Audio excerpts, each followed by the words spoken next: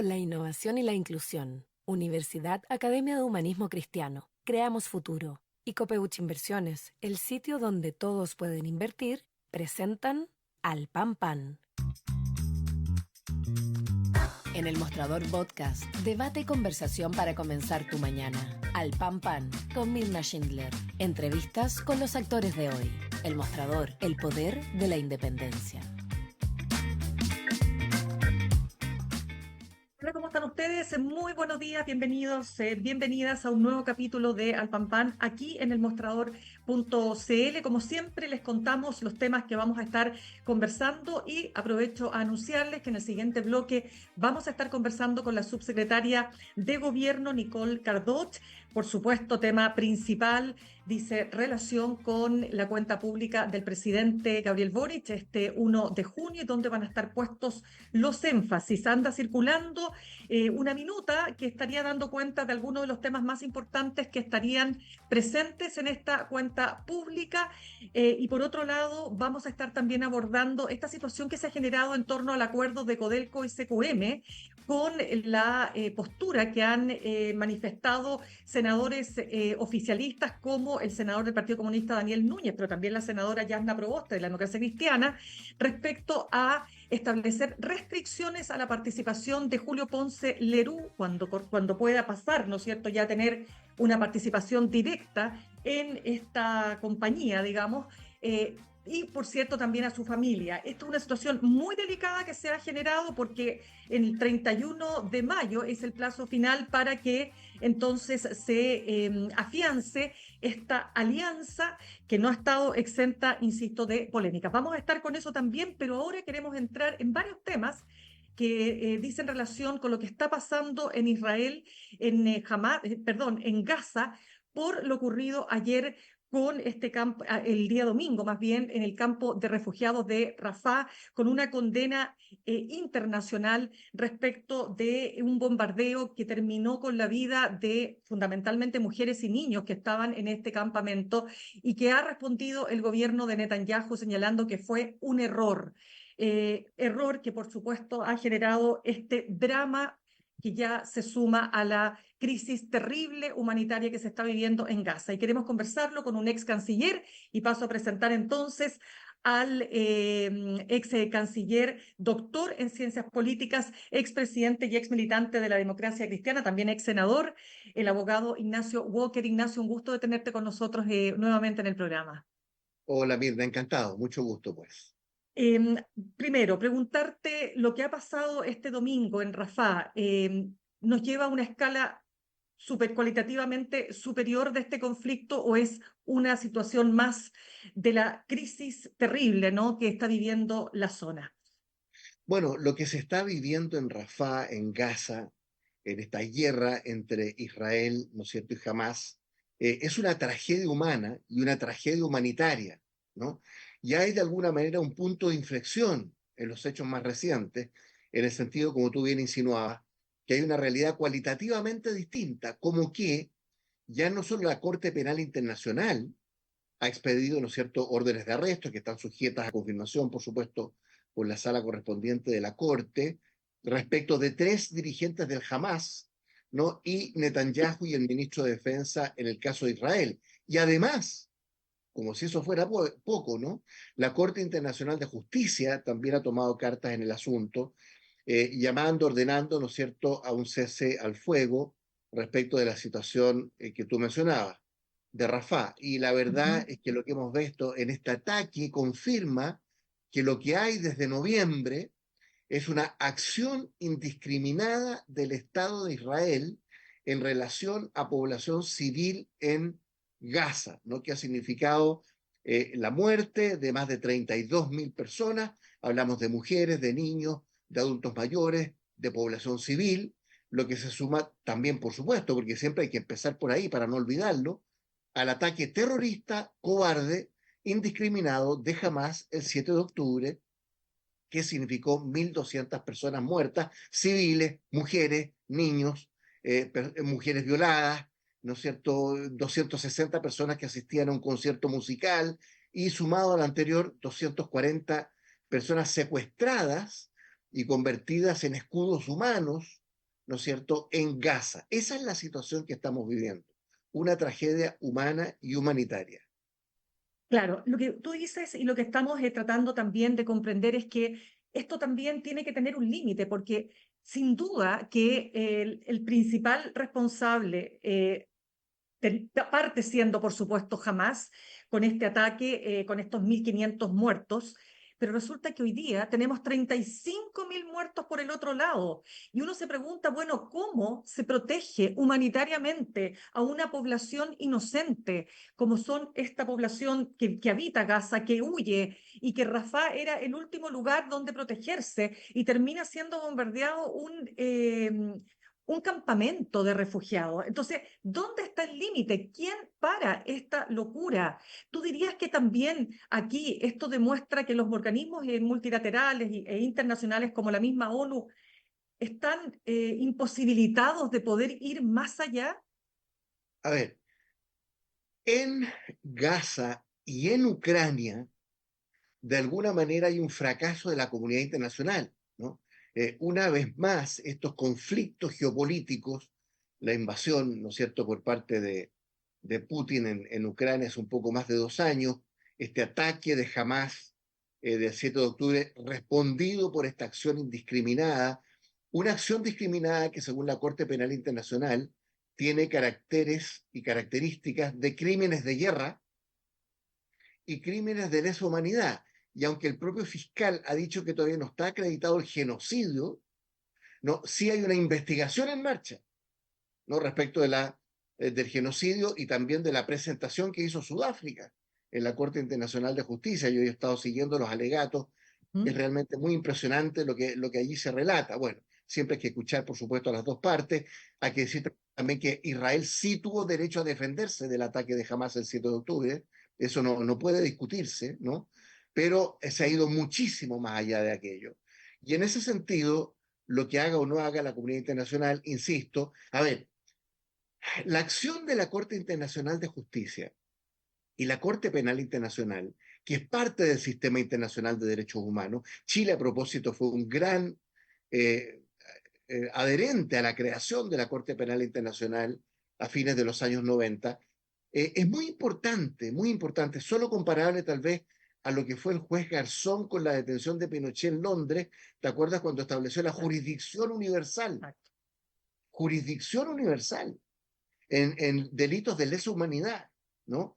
En crímenes de guerra. Bueno, está la Convención sobre el Genocidio. Mira la paradoja. La Convención del Genocidio se crea a fines de los años 40 por el Holocausto, ¿no?, de los judíos, y hoy día es el propio Estado de Israel el que está siendo acusado de genocidio, ¿no? Entonces, esto también es un fracaso para Israel. Recordemos que Benjamin Netanyahu, que lleva casi 20 años de primer ministro, en el fondo solo le preocupa su situación de poder. Hay muchos que han, desde la comunidad judía, Thomas Friedman, por ejemplo, en Estados Unidos. A propósito, Aaron Neyer, que es Sí. un judío que escapó de la Alemania nazi, que creó el Human Rights Watch, en una entrevista con Fareed Zakaria en el CNN este domingo, anteayer, dijo que sí hay genocidio en la acción de Israel respecto de la población palestina. Entonces, en eso estamos. Esto es una noticia en desarrollo, es una tragedia. La comunidad internacional está empezando a reaccionar. Más de 100 países en Naciones Unidas han reconocido a el Estado palestino, han llamado a reconocer el Estado palestino, entre ellos España, Noruega e Irlanda, la semana pasada, ¿no? Exacto, exacto. Entonces hay aquí también, hay que reconocerlo, Mirna, una creciente indignación por parte de la comunidad internacional. Y bueno, la Corte Penal Internacional tendrá que pronunciarse sobre el requerimiento del fiscal de órdenes de detención respecto de los 3 líderes de Hamas y nada menos que el primer ministro de Israel, Netanyahu, y su ministro de Defensa. Claro, pero ocurre que Israel no pertenece no ha suscrito este tratado, digamos, que les hace ser parte, ¿no es cierto?, de las decisiones que tome la Corte Penal Internacional. Y ahí te pregunto, ¿qué tienen que hacer países como Estados Unidos, ¿no?, que tienen una alianza histórica con Israel, pero también, de nuevo, No puedes permanecer impávido ante la muerte de más de 15.000 niños, niñas, adolescentes, junto a sus madres, junto a personas mayores que nuevamente no tienen que ver directamente con el conflicto desatado por Hamás. Bueno, Estados Unidos tampoco ha suscrito el Tratado de la Corte Penal Internacional. Las grandes potencias, China, Rusia, ninguno de ellos lo ha suscrito. ¿Eh? Porque las grandes potencias defienden su autonomía. Y a propósito de autonomía, Mirna, uno de los problemas que tenemos aquí es que Israel se considera a sí mismo, especialmente en el gobierno de Netanyahu, no solo autónomo, sino que autárquico. ¿Ah? Y esto también tiene un efecto, tan autárquico es que es capaz de defenderse, por ejemplo, del ataque de Irán hace cosa de un mes, con 300 misiles balísticos, etcétera. Acuérdate que Irán atacó Israel y esos misiles fueron destruidos por este Iron Dome, ¿ah? Este domo de hierro, ¿ah? Que protege tecnológicamente a Israel. Entonces, Netanyahu hizo una declaración muy desafiante hace 2 semanas respecto de Estados Unidos, cuando Estados Unidos instó a no invadir Rafah, ¿no? A permitir la ayuda humanitaria, y dijo, bueno, nos vamos a defender aunque quedemos solos, aunque quedemos solos. ¿Ah? Y la verdad es que el que está quedando solo es Netanyahu en el propio Israel. ¿Ah? Su situación depende internamente de 3 o 4 parlamentarios de la Knesset, de la ultraderecha, ¿ah? Ultra religioso. ¿Ah? Y su única preocupación realmente es mantener su posición de poder. Yo quisiera transmitir noticias más alentadoras, pero lo que tenemos es un fracaso de la comunidad internacional, tanto en Ucrania como en Gaza. Sí, Sin mira, embargo, sí. una reacción de estos organismos que estábamos mencionando, la Corte Penal, la Corte Internacional de Justicia, la propia Naciones Unidas, entonces, que demuestran que no hay carta blanca, que no hay un cheque en blanco para Israel y que al contrario, ¿no? Hay un enjuiciamiento de lo que es esta acción indiscriminada en la forma de crímenes de guerra y crímenes de lesa humanidad, según el fiscal.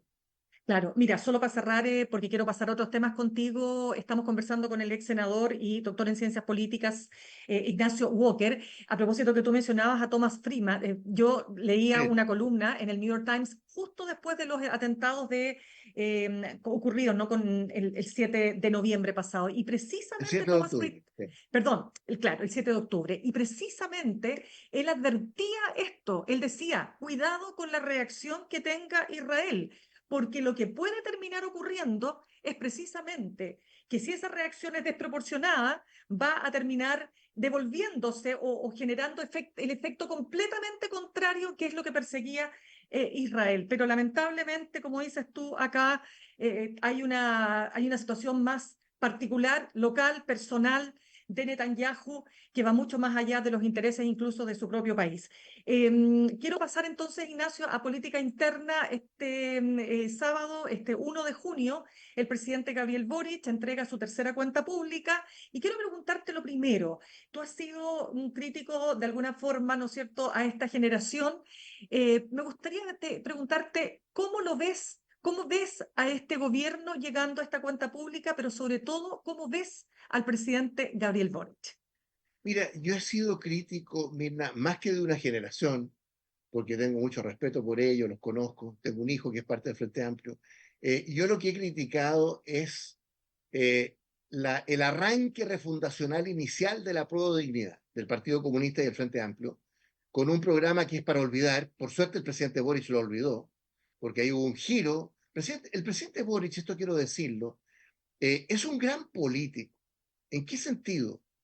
Recuerda que él firmó el acuerdo por la paz social y la nueva constitución de octubre del año 2019, después, ¿no es cierto?, del estallido social, y lo firmó solo, contra la opinión de su partido, Convergencia Social, que no lo firmó. Eso catapultó el liderazgo de Gabriel Boric.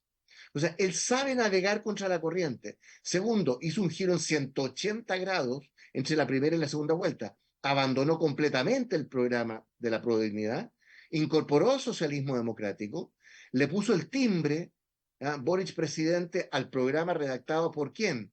Por Roberto Salen, Andrea Repeto y Eduardo Engel, que es pura cepa reformista y socialdemócrata, incorporó a Mario Marcel como ministro de Hacienda. O sea, el Boric refundacional ya no existe. ¿no? Y yo creo que el Frente Amplio refundacional ya no existe, afortunadamente. Su última carta de ellos fue la Convención Constitucional, ¿no? La primera convención, que era refundacional y que recibió todo el apoyo del gobierno, ¿ah? Durante los primeros 6 meses. Bueno, y tú sabes el resultado de todo aquello. Raya para la suma. Aquí ha habido una socialdemocratización del gobierno de Boric y del Frente Amplio, de lo que me alegro. O sea, ha dejado atrás cualquier ínfula refundacional y hoy día juega una carta reformista, más bien socialdemócrata. Y eso tiene que verse reflejado en la realidad de los hechos. Por eso esta cuenta es muy importante porque, a ver, quiero decirlo en una frase, Mirta. Aquí hay el tema de seguridad se tomó la agenda pública, se la tomó. El tema de seguridad se tomó la agenda política. Y yo creo que el presidente Boric debiera tratar de reflejar en su discurso la emergencia nacional que es hoy el tema de seguridad, porque la gente necesita sentir que el gobierno y el presidente empatizan con la vida cotidiana de millones de chilenos y chilenas que enfrentan el drama en su barrio, en su lugar de trabajo, en la vuelta a la casa, a la entrada del colegio, ¿no es cierto?, de la delincuencia y del narcotráfico y del crimen organizado. Entonces, yo espero 3 cosas del presidente. Uno, estamos viviendo una emergencia nacional en materia de seguridad. Dos, hay que retomar el camino del crecimiento económico, porque sin crecimiento no hay equidad. Afortunadamente hay algunos signos alentadores en esa dirección. Y tres, hay que volver a los acuerdos. Y el primer acuerdo tiene que ser evitar esta fragmentación partidaria que existe, 22 partidos en el Parlamento, lo que hace ingobernable a Chile, ¿no? A través de una reforma que signifique disminuir los partidos en el Parlamento en la próxima elección, que puede ser la barrera del 5%, la comisión experta fue una opinión unánime en ese sentido, o el fin de los pactos electorales, pero no podemos seguir como estamos. Ya, o sea, tú esperarías entonces un potente anuncio en materia de reforma al sistema político. Sí, sí, sí. Ya, muy bien. En la cuenta o en lo que viene, el gobierno no puede prescindir, porque él tiene mucha iniciativa legislativa en esta materia.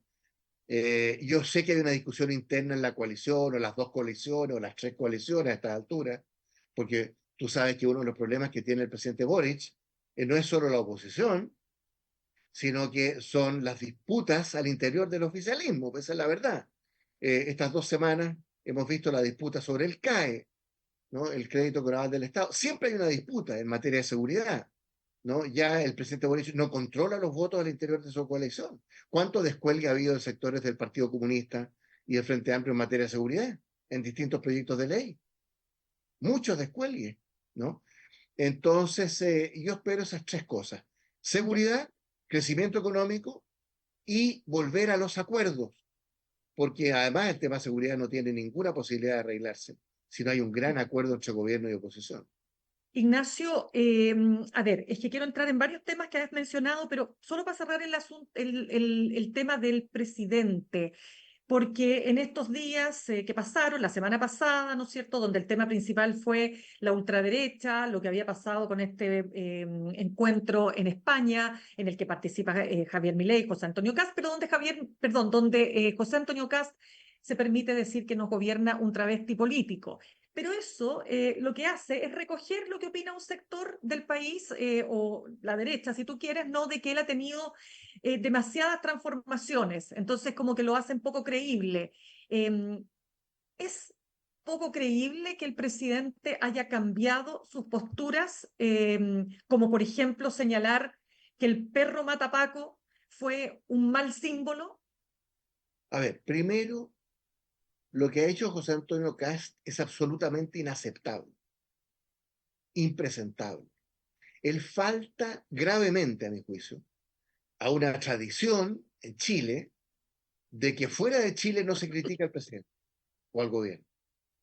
Y ya lo había hecho antes en Hungría, ¿no? Entonces yo no comparto este concepto del travestismo político y menos criticar al presidente o al gobierno fuera de Chile. Yo soy una persona de oposición. Nunca he hecho una crítica pública a este gobierno porque no estoy en la política activa. Entonces uno trata de influir en otras formas. Bueno, lo segundo, el presidente Boric tiene todo el derecho a evolucionar y tiene todo el derecho a cambiar de opinión. Porque una cosa es marchar en la calle con un lienzo el 2011 con los dirigentes estudiantiles y otras cosas gobernar los destinos de la nación. Y el presidente Boric, que perdió la primera vuelta, acuérdense que la primera vuelta la ganó José Antonio Kast, 25 o 22%. Y el presidente Boric en la segunda vuelta en forma muy inteligente, porque es muy inteligente, hizo una apuesta, ¿no? Y dijo, mire, mi programa de gobierno tiene que reflejar una mayoría. Primero, porque hay que ser elegido en segunda vuelta con más del 50% de los votos. Y ese programa, no lo dijo así, pero fue así, el programa de la Prueba de Dignidad, yo escribí una columna en El Mostrador, en esa época, que se llamaba Equidad sin crecimiento.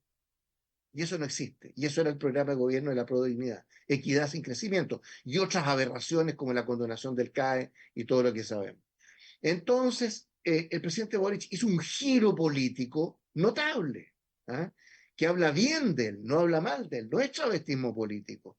Eso es ser realista, porque cuando uno dirige los destinos de la nación, tiene que ponerse a tono con la realidad, y él tiene solo un 30% de apoyo, muy firme, ¿ah? Muy duro. Este domingo en la encuesta CADEM, me puedes cobrar la palabra, va a subir a 40% de apoyo, no sé, porque en las dos cuentas anteriores, que fueron brillantes, las dos cuentas anteriores fueron brillantes, no, subió fuertemente, pero duró una semana, ¿eh? Y una golondrina no hace verano. Bueno, entonces, yo creo que el presidente Boric tiene la oportunidad y tiene el deber y la responsabilidad de rayar la cancha para lo que queda de este gobierno, que son menos de 2 años, ¿no? Y la gente espera un mensaje en materia de seguridad. Hay una emergencia nacional en materia de seguridad. Espera un mensaje en materia de crecimiento, compromiso con el crecimiento. Hay una responsabilidad de la oposición también, el pacto fiscal. Y los acuerdos para una reforma electoral, yo creo que permita la gobernabilidad, cualquiera sea el próximo presidente, porque ningún gobierno va a poder gobernar con 20 o 22 partidos en el Parlamento. Ya que también lo mencionas, Ignacio Walker, la candidata, digamos, la alcaldesa de Providencia, pero la candidata mejor afectada de la derecha para convertirse en la próxima carta, ¿no es cierto?, presidencial de este sector, decía que ella veía las encuestas y que en realidad a nadie le importa o no está en la primera agenda el tema de la reforma a las pensiones. Y eso generó algún tipo también de reacción en su propio sector. ¿Cómo ves eso? Porque es una reforma que no tiene visos de poder ser resuelta en esta administración. Perdón, yo discrepo de Evelyn Matei, perdón, tengo mucho respeto por ella, la he conocido mucho, fuimos diputados juntos, fuimos senadores juntos, he seguido su trayectoria, es una persona muy talentosa, pero ella se equivoca. Hay una demanda por reforma de las pensiones muy fuerte. El aumento de las pensiones es tal vez la demanda social más sentida. También está la salud pública, está la vivienda crecientemente. Entonces, yo siento, Mirna, el Parlamento, la oposición, yo tengo confianza en lo que puede hacer esta mesa de José García Rubinot, de Matías Walker. Creo que es lo mejor que le ha pasado al gobierno, tener esta mesa, porque son personas dialogantes, que van a buscar acuerdos. Yo espero que después de esta cuenta y en los próximos meses, porque esto no da para más, ¿no?, haya dos grandes acuerdos. Uno del pacto fiscal, que ya ahora ni siquiera se llama de pacto fiscal, es agenda pro crecimiento. Recuerda que muchos de los aspectos de la reforma tributaria inicial han sido dejados de lado. Ya no es una reforma tributaria, ni siquiera un pacto fiscal, es un pacto pro crecimiento. Eso está muy bien. Eso hay que aprobarlo. El tema de la elusión, de la evasión, hay temas que no debería ser muy difícil de modificar. Y el tema de las pensiones también. Llevamos 3 gobiernos, 10 años, discutiendo la reforma previsional. Hay que recordar también que en el gobierno del presidente Piñera estuvo a punto de aprobarse esa reforma previsional con María José Saldívar, que fue una gran ministra del Trabajo y Previsión Social, y Carolina Goich, que era la presidenta de la Comisión del Trabajo del Senado. El 3-3, ¿no es cierto? El 3% del Fondo Solidario, 3% a la capitalización individual.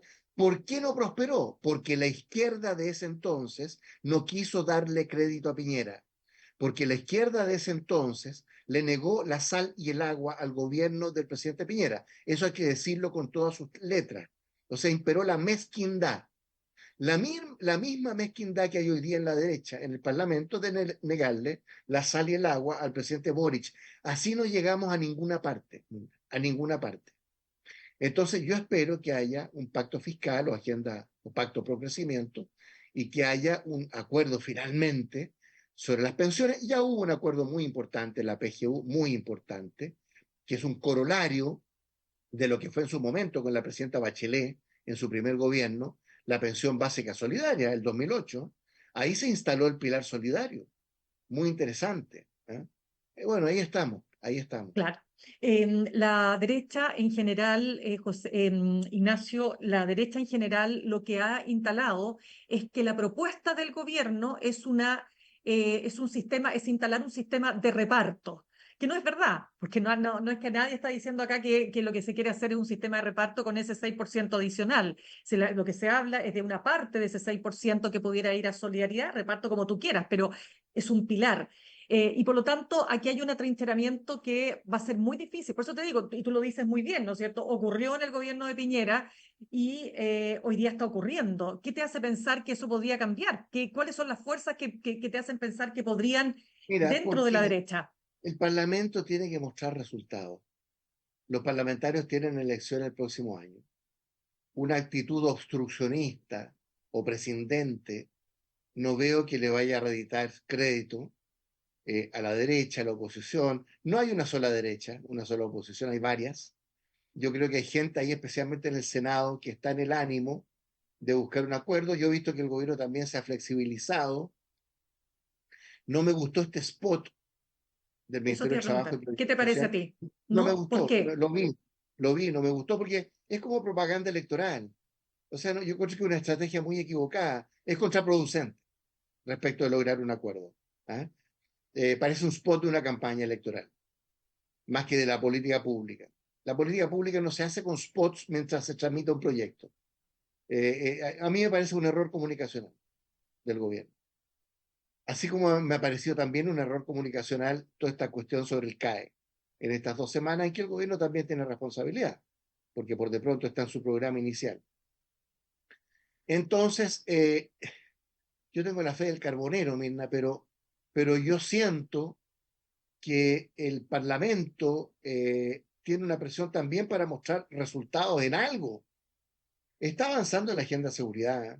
La ministra Carola Toá lo ha demostrado.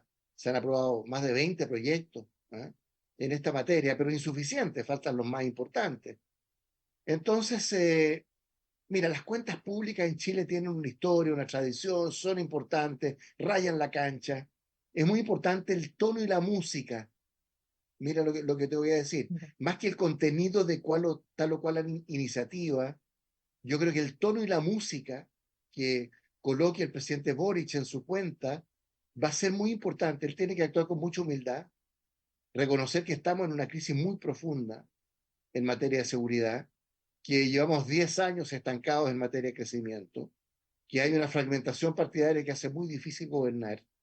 Y yo me acuerdo de la frase famosa, ¿no es cierto?, de Eduardo Frei Montalva, gran presidente, gran líder, cuando decía que no se humilla quien pide por el bien de la patria. ¿Ah? Cuando hizo una apelación ahí al Parlamento, al Congreso, para aprobar un proyecto de ley muy importante. Bueno, yo creo que el presidente Boric debería retomar esa misma frase, esa misma idea, que no se humilla quien pide por el bien de la patria.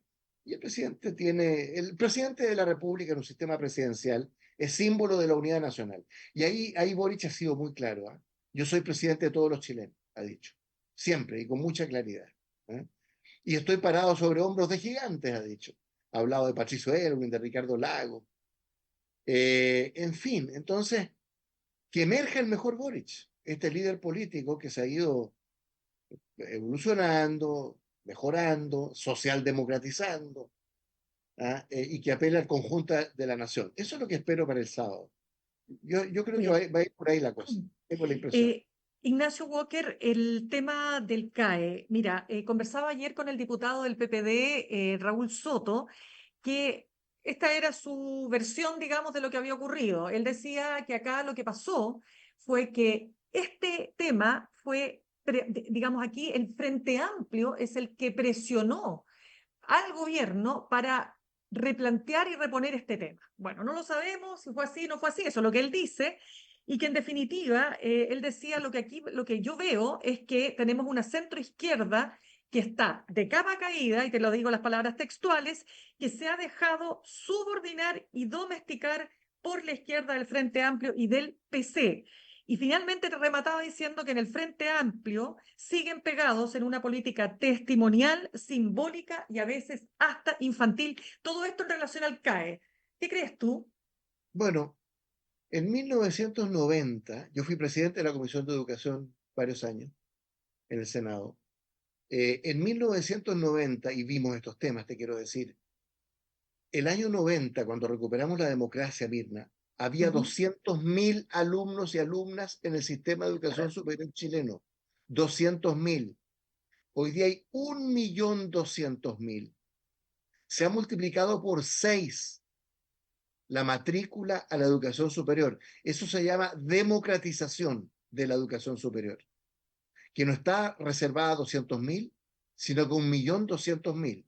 ¿Cómo fue eso posible? Con el CAE, con el crédito con aval del Estado.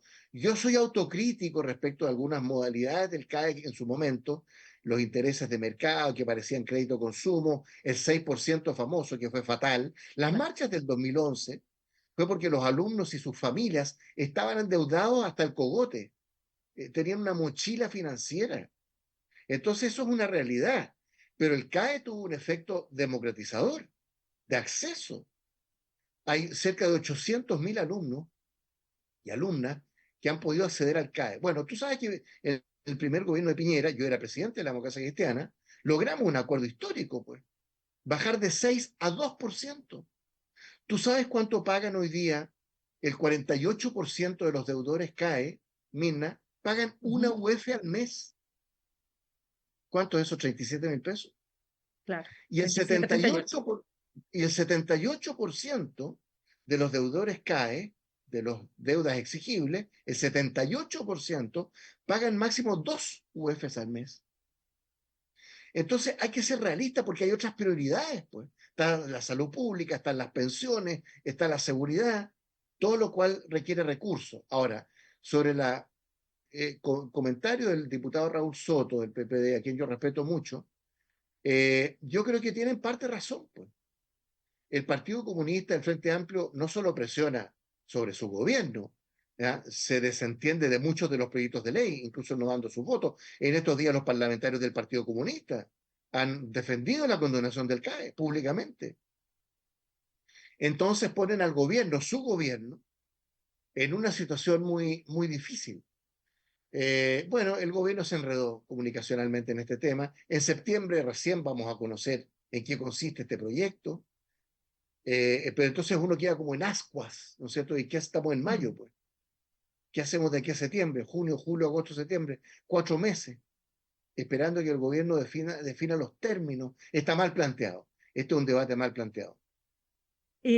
Cuando hablamos y cuando tú planteas, ¿no?, que efectivamente hay una postura crítica por parte del Partido Comunista o del mismo Frente Amplio, que se expresa por lo menos en cierta situación díscola para votar determinados proyectos de ley en materia de seguridad, etcétera. Pero ahora se instala esta otra discusión a pocos días de que se establezca que se afiance este acuerdo entre SQM y Codelco para explotar el salar de Atacama hasta el año 2060. Entonces, quiero preguntarte qué te parece que se plantee, como por ejemplo Daniel Muñoz, senador comunista, que si no se excluye, si no se establece una cláusula para sacar a Ponce Lerú y sus familiares, es mejor y preferible que no haya acuerdo.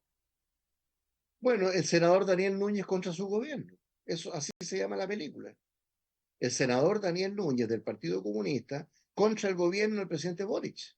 Pero también Porque el está la senadora acuerdo, Proboste, ¿ah? Y también el senador Juan Luis Castro han planteado algo bueno, parecido. pero no son de gobierno, pues. O sea, Yana Proboste no es de gobierno. Pero el senador Juan Luis Castro sí. Sí, ya. Pero lo que te quiero decir, la decisión de la alianza de Codelco y Soquimich no fue algo que se le ocurrió solamente a Máximo Pacheco, pues, que apareció de buen ánimo un día con la idea de crear un acuerdo. Fue una decisión del gobierno. ¿Te acuerdas la cadena nacional del presidente Boric para anunciar esto? Porque es muy importante para Chile ese acuerdo. ¿Ah? Porque Chile tiene que explotar racionalmente los salares, el litio, se está pasando el tiempo, está bajando el precio, tuviste las acciones bajaron, porque es muy volátil el precio del litio. Entonces, Soquimich, el sector privado en general, está Abermale, ¿no es cierto?, y las otras empresas extranjeras que están en el litio, bueno, tienen que producir y el Estado, Mirna, recibió el año antepasado 5.000 millones de dólares por concepto de tributación del litio y por el acuerdo de arriendo. ¿De qué estamos hablando? Recibió más recursos que cobre, que por concepto del cobre.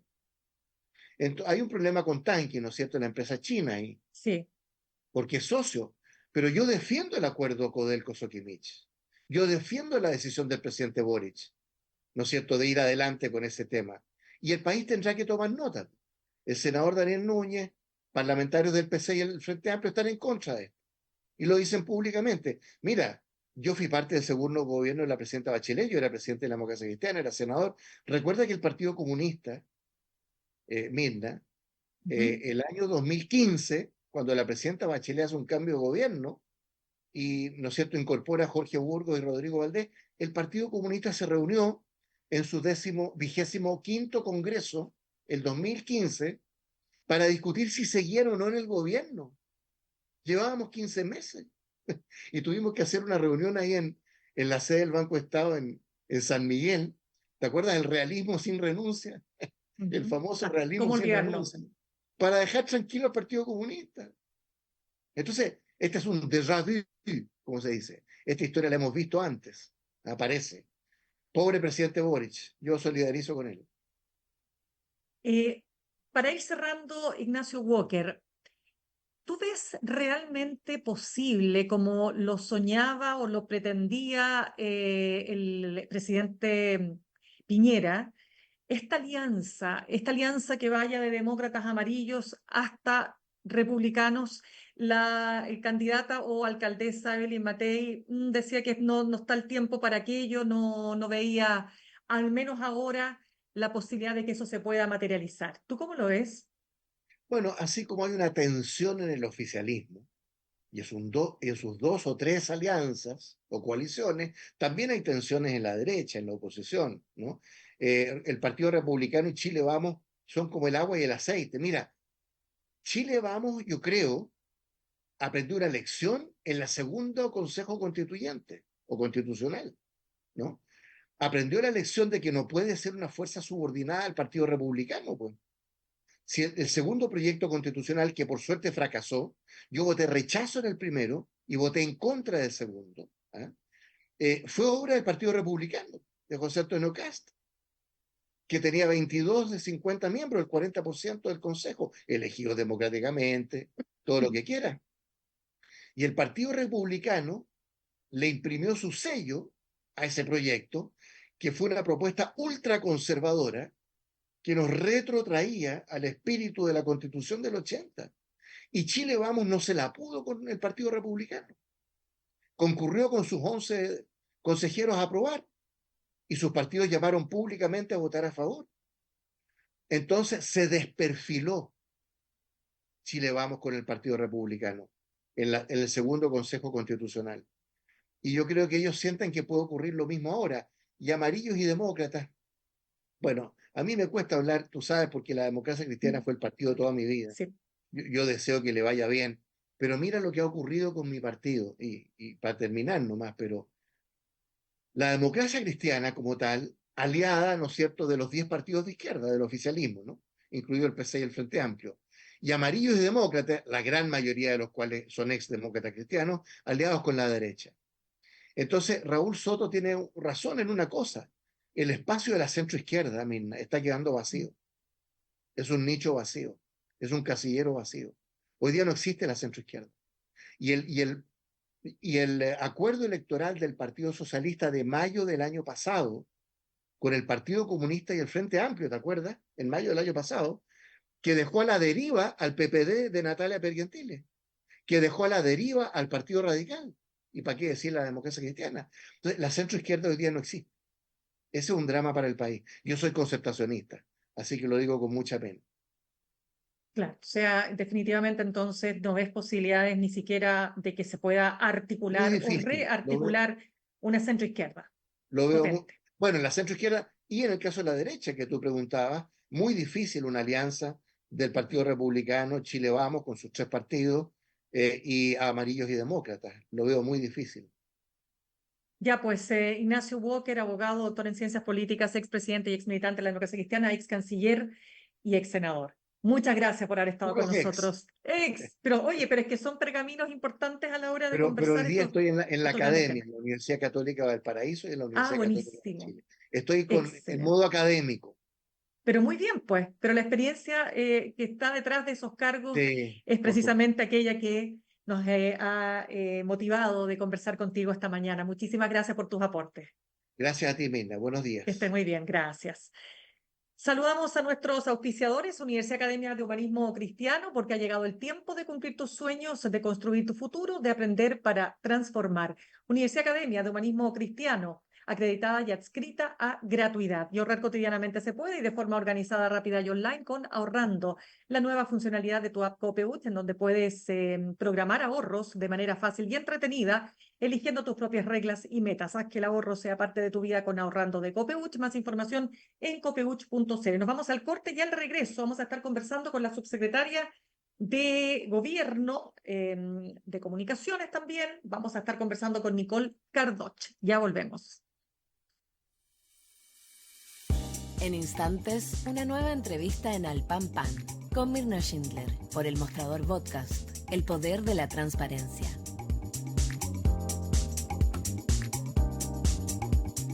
En Copeuch cada vez somos